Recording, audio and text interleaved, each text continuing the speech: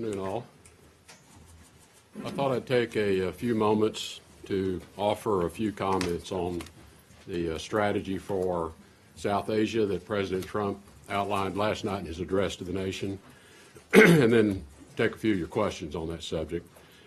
I think the President did a fairly thorough job in terms of describing the new military approach, and I think the important point in that is a conditions-based approach as opposed to a time-based approach that had specified troop ceiling levels and timetables. And I think the President's been quite clear that what will be different this time is he has empowered our military commanders on the ground to make more timely decisions, to conduct battlefield operations based upon the conditions on the ground with the battle plans that Secretary of Defense Mattis will be approving. That is going to change the dynamic on the ground considerably.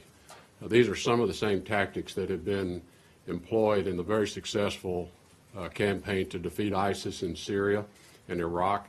And so I think we're taking a lot of lessons learned from our success there, and we'll translate those to Afghanistan. This is going to take some time for our military to go through a new set of training with some of the Afghan forces. The fighting will still be borne by the Afghan forces, by their military and their security forces.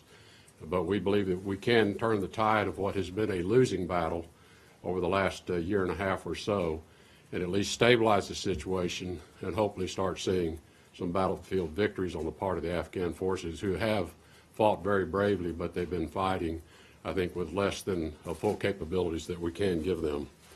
I think similarly on the diplomatic front, we too are going to adopt a conditions-based diplomacy. We're going to condition our efforts along with the progress we see being made by the Afghan government, who must continue the reform efforts that we've been working on for some time, in particular, much more rigorous efforts around the anti-corruption. Now, part of the corruption challenge in some respects has been the methods and ways in which we have been delivering some of our aid. We've not been as accountable, I think, to ourselves in terms of ensuring that our aid programs, development programs, are delivering the results that they were intended to deliver. Some of that has been challenged by the security environment. It's very difficult for many of our aid workers to operate in Afghanistan. So as the security environment improves, we expect to adopt a different approach as to how we deliver on the development and assistance that supports the Afghan government in their reforms as well. I think the President was clear. This entire effort is intended to put pressure on the Taliban, to have the Taliban understand you will not win a battlefield victory. We may not win one, but neither will you. And so at some point, we have to come to the negotiating table and find a way to bring this to an end. Now, this is a regional approach, and part of why this effort took as long as it did is we chose not to just focus on Afghanistan, but we undertook a fairly comprehensive review of our relationships in Pakistan and our relationship with India. And we see this approach as requiring an integration of all three of those strategies, and use Pakistan, India to also bring pressure to bear on the situation in Afghanistan. Pakistan in particular can play an important role here, certainly in delivering the Taliban to the negotiating table. Pakistan has suffered acts of terrorism. Their citizens have suffered acts of terrorism as dramatic as any we've seen anywhere. And we stand ready to help Pakistan address terrorist organizations inside of their country, but they must adopt a different approach themselves. Pakistan and the U.S. historically had very good relationships, but over the last few years there's been a real erosion in the confidence between our two governments. There's been an erosion in trust because we have witnessed terrorist organizations being given safe haven inside of Pakistan to plan to carry out attacks against U.S. servicemen, U.S. officials, disrupting peace efforts inside of Afghanistan. Pakistan must adopt a different approach, and we are ready to work with them to help them protect themselves against these terrorist organizations, but certainly to begin to end their attacks that are disrupting our efforts at peace. We are going to be conditioning our support for Pakistan and our relationship with them on them delivering results in this area. We want to work with Pakistan in a positive way, but they must change their approach. India is emerging as a very important regional strategic partner with the United States and has played an important role supporting the Afghan government and in particular supporting their economy. India has provided developmental assistance, they've provided economic assistance. They are hosting an important economic conference in India this next week. All of that is important to stabilizing Afghanistan as a nation, get their economy functioning, stabilize the country so that they can provide more opportunities to their citizens. These are all elements of what will lead to stability and ultimately a peace agreement. But the effort is, again, a regional effort. Put pressure on the parties to understand that this fighting is going to take everyone nowhere. And it's time to begin a process. It may very well be a lengthy process of reconciliation and a peace accord. And Afghanistan, as the President said, can choose its form of government that best suits the needs of its people, as long as it rejects terrorism, never provides territory in Afghanistan to provide safe haven for terrorists, and accommodates all of the groups represented inside of Afghanistan, ethnic groups and others. How they want to organize themselves is up to them. But we have to recognize that their culture is a tribal culture, and their history accommodates the nature of those relationships. There's no reason their form of government cannot accommodate that as well. So we want to facilitate a reconciliation peace process, and we want to facilitate them coming to some conclusion around how they want to govern themselves. That's really the essence of the strategy. And before taking your questions, I do want to make one comment on North Korea. I think it is worth noting that we have had no missile launches or provocative acts on the part of North Korea since the unanimous adoption of the UN Security Council resolution. And I want to take note of that. I want to acknowledge it. I am pleased to see that the regime in Pyongyang has certainly demonstrated some level of restraint that we've not seen in the past. We hope that this is the beginning of this signal that we've been looking for, that they are ready to restrain their level of tensions, they're ready to restrain their provocative acts, and that perhaps we are seeing our pathway to sometime in the near future having some dialogue. We need to see more on their part, but I want to acknowledge the steps they've taken thus far. I think it's important to take note of that. So with that, I'm happy to take your questions. I'll call out on some of the reporters here. Please keep your questions tonight. We don't have that much time today. Natalie from the AP will start with you. Thanks. I'll be really brief. It seems like, to me at least, that with the no nation building concept that the President laid out last night and what you just said, that the main difference, other than the timetable part of the military stuff, the main difference between this new approach and the old one is that you're eliminating 2/3 of what used to be known as the clear, hold, and build strategy. In other words, we clear, or you clear, you hold, and we won't build, you will. So if that's correct, what happens to the anti-corruption efforts that you mentioned, the good governance, the counter-narcotics, the education programs? What happens to those? And more specifically, what was that going to mean for particularly Afghan women and girls who have been assured for the last 16 years by 2 separate administrations that they wouldn't be abandoned? Well, I don't want to suggest that there's that dramatic a difference in terms of our expectations for Afghan government performance. And as you point out, there's been enormous strides achieved in Afghanistan, both in terms of the numbers of millions of children that are now in schools being educated. The role of women in the Afghan economy now has been dramatically changed.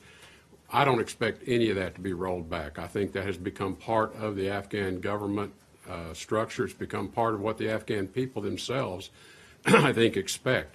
If you go back many years ago, prior to all of this disruption, that was Afghanistan. That was the nature of Afghanistan 30, 40, 50 years ago.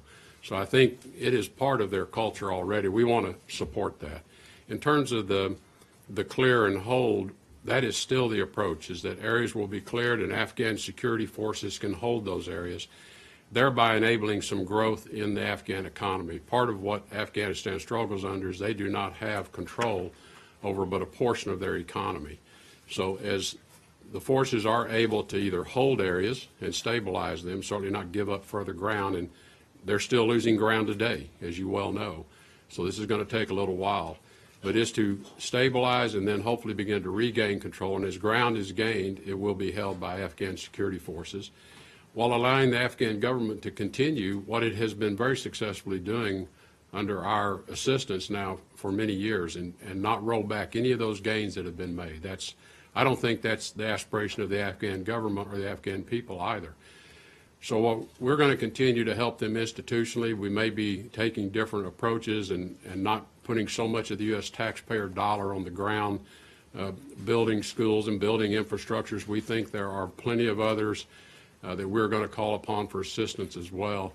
Rather, we're there to facilitate and ensure that there is a pathway for reconciliation and peace talks as this pressure begins to take hold. And we believe, we already know there are certain moderate elements of the Taliban who we think are going to be ready and want to help develop a way forward.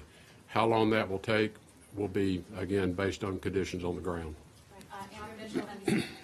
Thank you very much. Mr. Secretary, a question that embraces both the military side and the diplomatic side. On the military side, won't the new rules of engagement mean that in the short term, at least, our forces will be more at risk because they will be potentially doing night raids against the Taliban again, not just training, but actually supporting in a more active role, because the Afghan troops are not all up to par here to push back against the Taliban advance.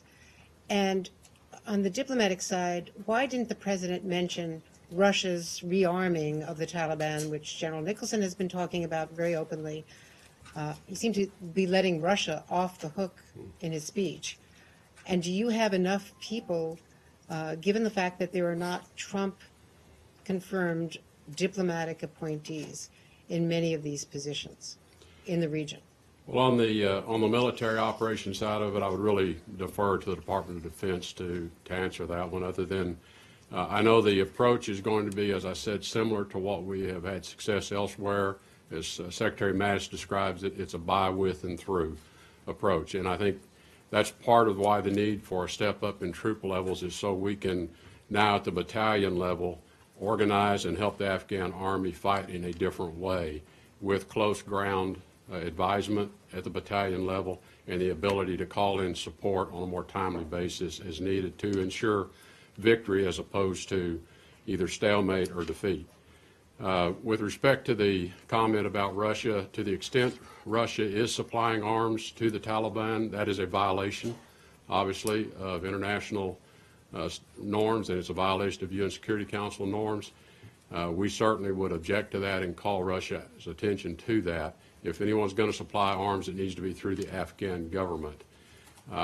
In terms of our footprint on the ground, we have very competent, capable, experienced people there now.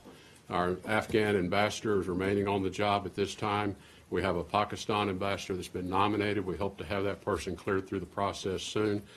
And even in the transition in Afghanistan, as Ambassador Hale transitions out, we've nominated Ambassador Bass, very experienced diplomat, been running the embassy in Ankara, Turkey, very complex place.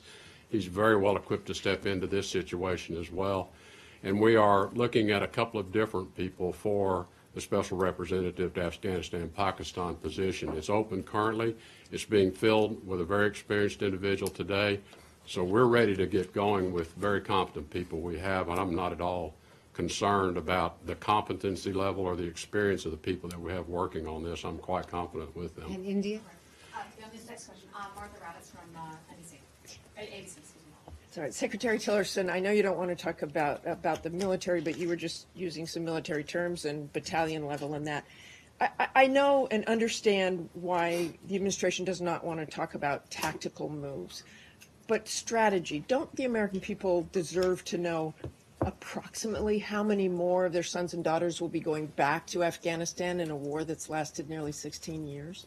Well, I think, and I don't want to speak for Secretary Mattis, but I think the intent is there will be visibility to troop levels once the decision has been made. I think what the President has conveyed, and I agree wholeheartedly with him, is that we are not going to signal ahead what our plans are. We're not going to signal ahead an increase, a decrease, the timing of any of that.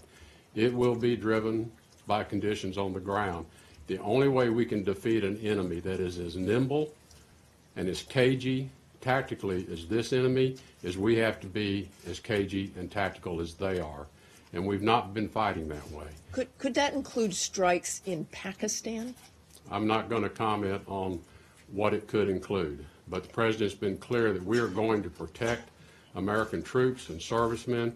We are going to attack terrorists wherever they live, and we have put people on notice that if you are harboring and providing safe haven to terrorists, be warned, be forewarned.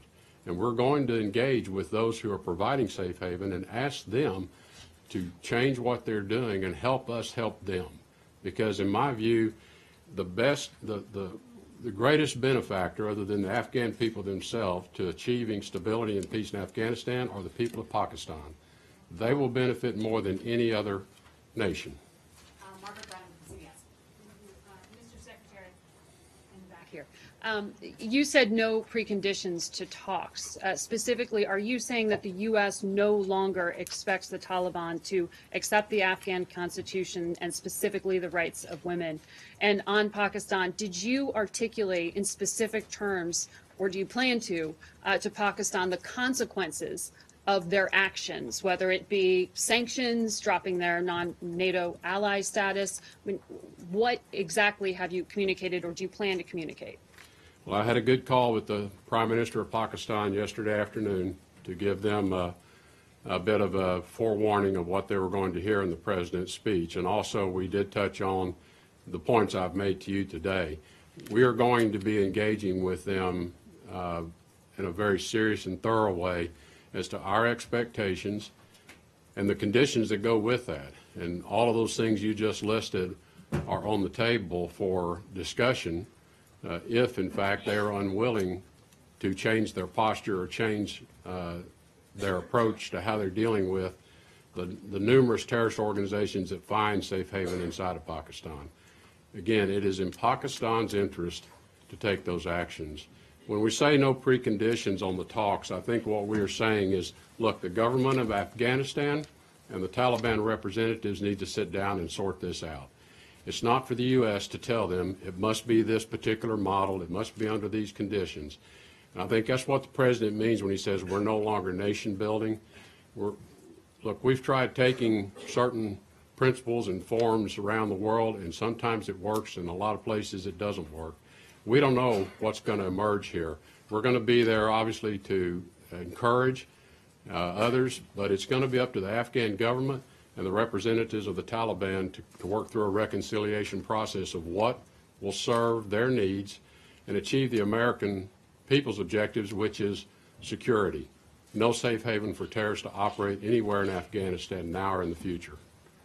Tom Rogan with the Washington Examiner. Mr. Secretary, you mentioned the force protection concerns and Ambassador Bass shortly going to Afghanistan and the SRAP discussions. But how are you going to get someone who is able to go out beyond the wire and negotiate functionally, regularly, in that weekly basis with individuals from the Haqqani network and that force protection concern?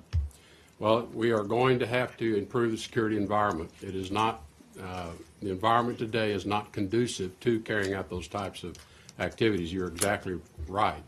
And so part of what we're going to have to do is first ensure we're ready to engage when conditions permit us to engage. It again is why Pakistan is very important in this discussion as well. Pakistan can facilitate much of that discussion. And there are other regional players to which this particular conflict and this unstable situation in Afghanistan are important.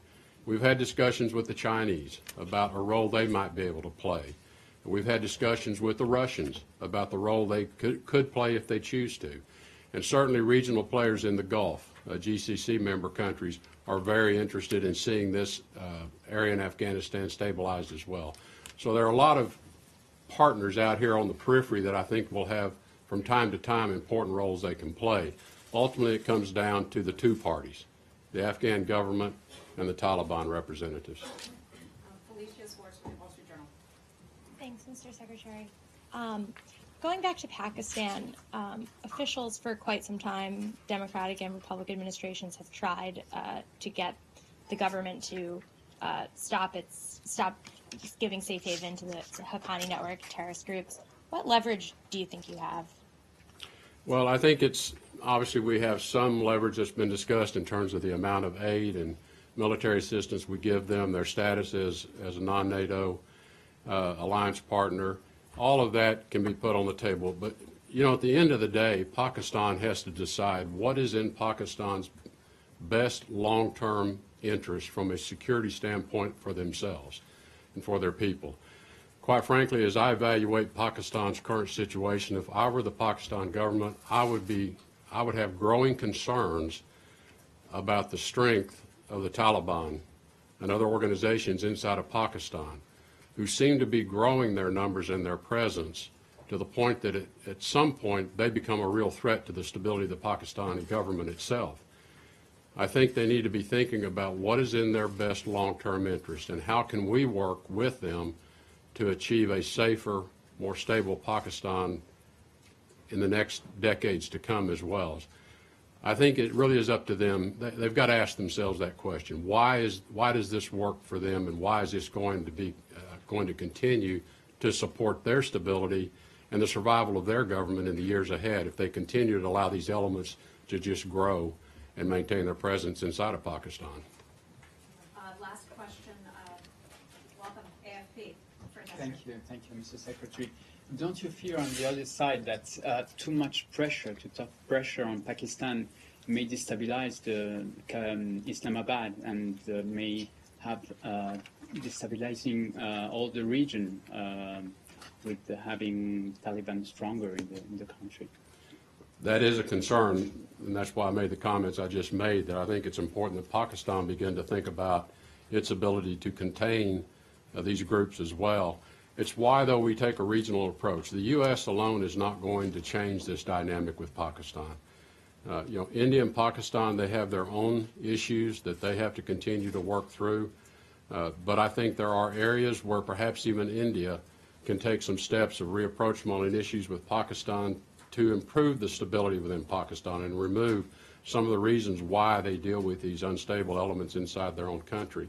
As I said, other regional players have strong interest in Pakistan. China has strong interest in Pakistan. Having a stable, secure future Pakistan is in a lot of our interest. They are a nuclear power. We have concerns about their weapons, the security of their weapons. There are many areas in which we believe we should be having very productive dialogue that serves both of our interests and regional interest as well. So this is, again, this is not a situation where the U.S. is saying, look, it's just us and you. What our approach is to bring, as I said, these regional approaches is to bring all the other interests into this effort. Much as we've done with North Korea and assembling this global effort in North Korea, I think too often we try to distill these challenges down to where it's just the U.S. and some other country, and only between the two of us can we solve it. We have to enlarge the circle of interest and bring others into the effort as well, and that's what we'll be doing with Pakistan as well. Thank you, Mr. Secretary. Thank you, everyone. Thank you. We'll see you tomorrow. We'll have a press briefing at 2 p.m.